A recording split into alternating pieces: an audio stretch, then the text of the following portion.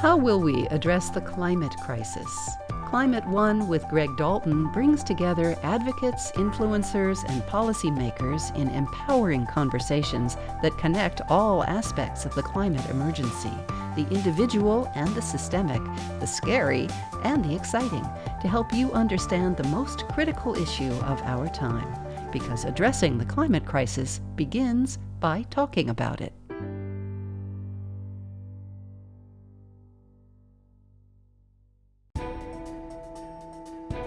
After a 20-year career as a tech reporter for CNET and the public radio program Marketplace, Molly Wood has come to see the climate crisis as an engineering problem requiring an acceleration of investment. After producing the acclaimed climate podcast How We Survive, she recently left that program to begin a new career in venture capital. Today we discuss with Molly Wood the role of financial capital in addressing the climate crisis, even while she considers that capitalism itself may be incompatible with survival.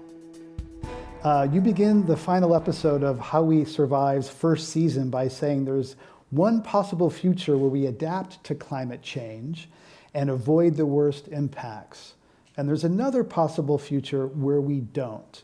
You visit a squatters community in Southern California that feels like those end times have already come. Can you describe the slabs and what it felt like to be in a place where collapse has happened? A lot of my reporting and thinking in life is inspired by sci-fi, and one of the things that I had read as part of sort of developing this series was Octavia Butler's Parable of the Sower trilogy. And we were planning this trip to this area of Southern California because we were visiting, these big lithium deposits and doing these stories on battery technology, and sort of realized that there was very nearby this community known as the Slabs. It's federal land where people live for free. When you kind of head out there, there's a sign that says it's the last free place. And it's outside of Palm Springs. It's unbearably hot. The people who live there measure their time in summers. They say, if you've been here 4 summers, for example, that means you've been there 4 years, because the summers are the hardest to survive. And people are there for various reasons. None of them are good. Some people go because they want to sort of test their survival skills, but that's very uncommon. It's, in the case of the people that I interviewed at the Slabs, they were there because of, a domestic violence-induced attempted murder. And they were fleeing the person who had attacked them. And so it's this kind of parable of the sower story come to life, to be there, but also to see people surviving and figuring out really, really innovative ways to survive in the most extreme, temperatures that America at least has to offer. In the middle of this blistering desert, Peter, Ryan, and Jesse, these slabbers, they call themselves, or they're called, have cobbled together a little camp they call Rabbit Side out of a wood, an old RV, odds and ends, and they've gathered from who knows where, and 8 solar panels totaling about 200 watts. This and a bunch of golf cart batteries has to provide all their power needs. Let's listen to a bit of this episode, which we've edited for time. We have to cart in every calorie or drop of water that this takes to survive. And then including, the water isn't even out here naturally. Right. So without that canal, without our hands doing all this and transferring that water around, none of this would last 3 months. If we were to just walk away, all of this would just dry up. How much time as a relative percentage would you say you spend talking about powering your home? It kind of feels like it comes up at least once a day. At least, yeah. To do we need to turn off these items, or is this, can we keep running this thing right now, or is that gonna have to be turned off because we have to conserve to last us overnight? You got to do a lot of stuff, a lot of learning, and it's a constant battle. But it's good to learn now before everybody has to learn real fast. Before everybody has to learn real fast. Because, like I said when I got to Slab City, this is what the end of the world looks like. This place, ultimately, is just kind of the last default option for a lot of people. So, some people, they're on the run for something. Some people, they couldn't take care of themselves in any other situation. So, they lost their housing or whatever. And while Rabbitside is a triumph of invention, ingenuity, art, it is not a utopia. It's a future that we should try hard to avoid. Out here, says this little group, you have to have dogs to warn you if someone's coming or to protect you if they do. There's a baseball bat by the makeshift door. If you hear screaming at night, they say, you do not go outside. This, Jesse says, is the worst kind of preparation for the worst case scenario. Eventually, it's going to end up being kind of every man for himself. That's what it looks like. We don't want to be in a bunker and just be eating rations and pretend like we're already living in end times. But we do want to set ourselves up in case it does become every man for himself. So people don't have to learn real fast. How likely do you think that scenario is, and for how much of the world? It's, we're talking at every year there's some new crescendo of climate events. We're talking at a point when 33 million people in Pakistan are learning that right now. I spent some time on Monday, I'm great in the relative scheme of things, and spent some time on Monday night sleeping outside of my house because the power was out for 7 hours and it felt unsafe to be in the house. And so at least I went outside where it was only 95 and, could feel like somewhat cool. It was legitimately scary. I think people are getting closer and closer to these realities all the time and starting to experience them with increasing regularity, and no one is 100% immune. And so collapse can happen incrementally in different places at different times, kind of one sort of tile at a time. Or what's that famous phrase, slowly at first and then all at once? Right. It's not going to be a bummer the whole time. Yes, that's We're just starting for down. sure. That's because I promised talking about light and dark. We're going to do both. Everyone's like, whew. Yet it's real. Yeah. Pushing it away doesn't make it go away. There's another set of scenarios where it's not every human for themselves, where people use technology we already have to help each other. You tell a story about Hurricane Ida in New Orleans last year. When the storm hit, there were about 200,000 people who did not evacuate, including Devin DeWolf, who stayed because his wife is an ER doctor. For many, the aftermath of the hurricane was even worse than the 150-mile-an-hour winds. Here's Devin DeWolf talking with you and how we survive. We were without power for 10 days. Every day it was easily over 110 degrees. That is really challenging when you can't cool down anywhere. Living without air conditioning, it's fatal potentially. At least 10 people died in New Orleans just from the heat. The worst thing, what I personally think was the worst, was just looking at elderly people sitting in the shade, kind of quietly suffering. The heat, it took a toll on my 36-year-old body, but if you're 80 or 90 years old, that is really, really, really difficult to get through. Then there was a shortage of food and water. There are supply chain issues. No one has gasoline. People start to go hungry. And at the same time, there's massive food waste happening all around you.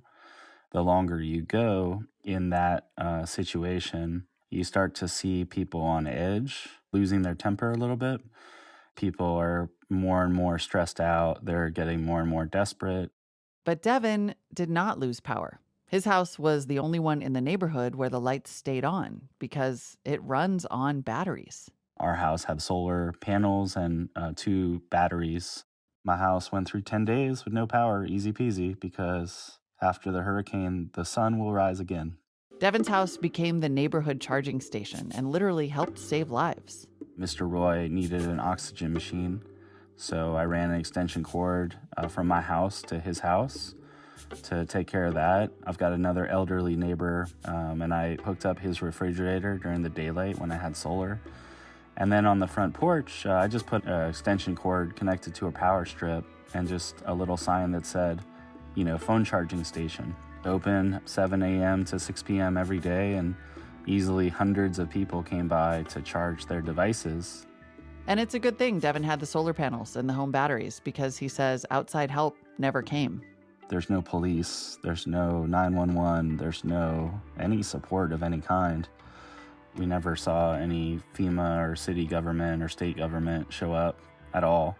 Devin says you have to fend for yourself in almost every way, and that includes generating your own backup power when the grid fails. So I think the smartest thing we can do in Louisiana is just start to install solar panels and batteries everywhere.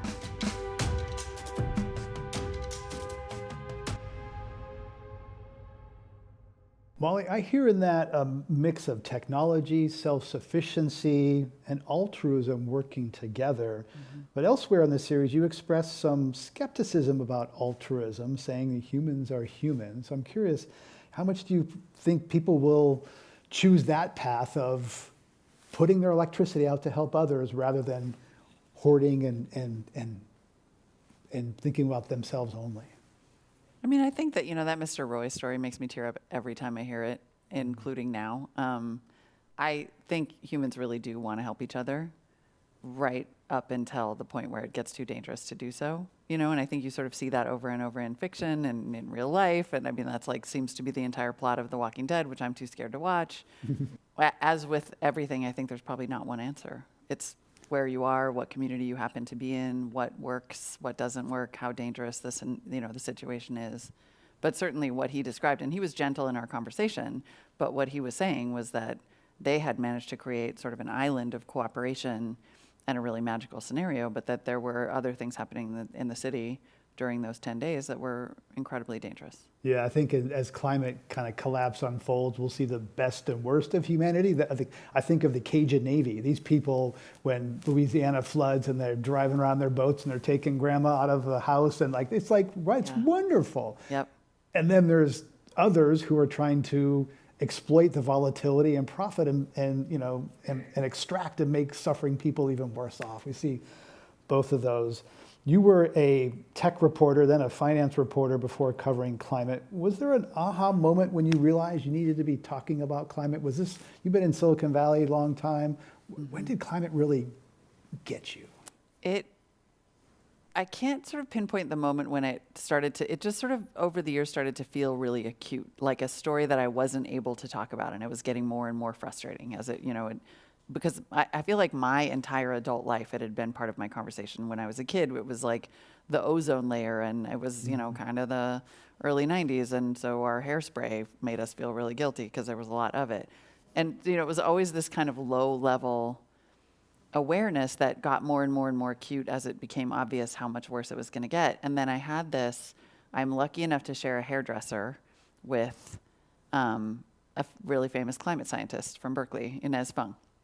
And she was telling him, he relayed this story to me. I went on to interview her for this series, but he was telling me that, in this conversation with Inez Fung, who was one of the recipients of the Nobel Prize with Al Gore for Inconvenient Truth, she was saying, I can write IPCC reports until the end of time, but the truth is we have reached we have already tipped. There are certain parts of the climate emergency that are not going to be avoided. We now know that. The most recent, I think, IPCC report laid that out as clearly as ever, but this was 2015 or 2016.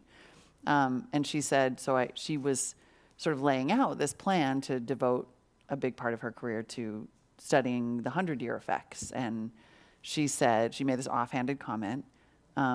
She said, it's an engineering problem now. And when he was telling me the story, that was the moment, the aha moment where I said, that makes it my story. Because I had been a tech reporter, and sometimes when you cover tech and the world is happening all around you, I covered business, which is obviously a huge driver of many things, but you feel like you're outside the main story. And that comment made me realize, and I'm a pretty solutions-oriented person by nature too, it made me think maybe there's just a different way to look at this. Maybe there is a tech story here, and maybe there is a survival and a solution story. And so my initial entree was actually adaptation and resilience. That's why I called that series How We Survive, because the 8-episode podcast was the culmination of about 4 years of kind of ongoing reporting under that name. And it really was a very literal approach to okay, well, how are we going to not die when things start to get more and more terrible? And I had read Kim Stanley Robinson's New York 2140, which is about, New York City post 2 50-foot sea level rises. And he makes this offhanded note in his book about diamond coating around the bottoms of buildings in submerged Manhattan to keep the water out so that they can still keep doing business. It still is the global financial center. And It was I really started thinking to myself, well, is anybody working on the diamond coating? Because if they are, I want to talk to them. And that's what set me on this road. How does the Inflation Reduction Act change this landscape? Because there's a lot of money from the federal government to do that early research, which is traditionally the role of government, to do the things that the companies won't do, fundamental research, university research. How big a deal is that? Huge. That is an absolute game changer. It is a huge deal. Because all of that is the research the reason that scientists are coming to venture capitalists, which shouldn't be happening, is because governments haven't been funding science. Right. You know, we all know that that's not the right model. That we are going to have to say, like, I'm really sorry, this is a genius idea, it could probably change everything, but I just don't have that kind of time, and my investors don't want me to do that. That's an awful thing to be saying, but it's also 100% true. It's the job of universities and governments to fund basic science and basic research. And the fact that we're going to now do it and then create a path, and then I'll be there at the end to create a path to commercialization for these phenomenal technologies, that's a healthy ecosystem. That's what should be happening. Right, and that's what happened with semiconductors that did so many things. That's happened before. We've proven that works. Yeah. It's in other amazing. realms. It's truly amazing. Like, there is really genuine hope and celebration about this. What sector of technology do you think will give us the best hope of survival? What are you most excited about? Well, I'm really genuinely excited about the basic research. I think that some of that, whether I can invest in it or not, I think there are some incredible things happening around using nature-based solutions, and that there's, apparently there are like thousands of microbes that we don't even know anything about, but you can take these microbes and turn them into like different kinds of fertilizer that don't use nitrogen. I mean, there's really... The soil people are the biggest optimists that I come across. Yes. And it's like, soil is sexy, soil's a big deal. It's like if the soil people are right and those things can really scale, we can all breathe a little easier. Soil is super sexy.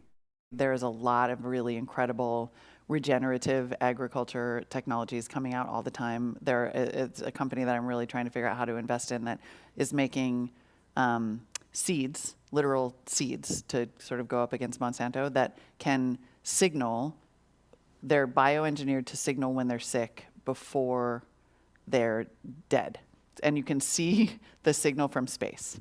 And then you can reduce dramatically the pesticides that you have to spray, right? Like, now we just spray and pray crops like crazy. And if we have these visual signals that are like, there's a mold infestation, you can treat it at the spot, you can have healthier crops overall, you can have healthier soil overall. Like, it's this sort of incredible flywheel effect. The other one that I actually think is a dark horse is what they sometimes call blue tech, but ocean technologies. So there's 2,500 vegetables that none of us have ever gotten to eat that just grow in the ocean. There are algae varieties that are effectively like total protein replacements. And algae itself is a huge carbon sink. Like, it's very possible that in 50 years, the thing that we'll be like, oh, duh, about is that the ocean is the best possible solution we have, and we hardly know anything about it. Right, and it's been taking the biggest hit. Without the oceans absorbing a lot of the heating, it would be so much hotter now, and not to mention feeding kelp to cows so they burp and fart less, and that would help an awful lot. Mm-hmm. What do you think about climate philanthropy as opposed to other things? Does that have a role? Is that on your radar at all? Because a lot of these billionaires have a philanthropic arm as well as an investing arm, and is there a role for philanthropy to do things that? It's climate is 2% of philanthropic giving right now. 2%. Mackenzie. What's her last name now? Bezos? Not Bezos anymore. Scott. Thank you. Mackenzie Scott, yes. Mackenzie Scott has given away a phenomenal amount of money, and I think that a grand total of like $5 million of that has gone to climate. That is probably one of the most frustrating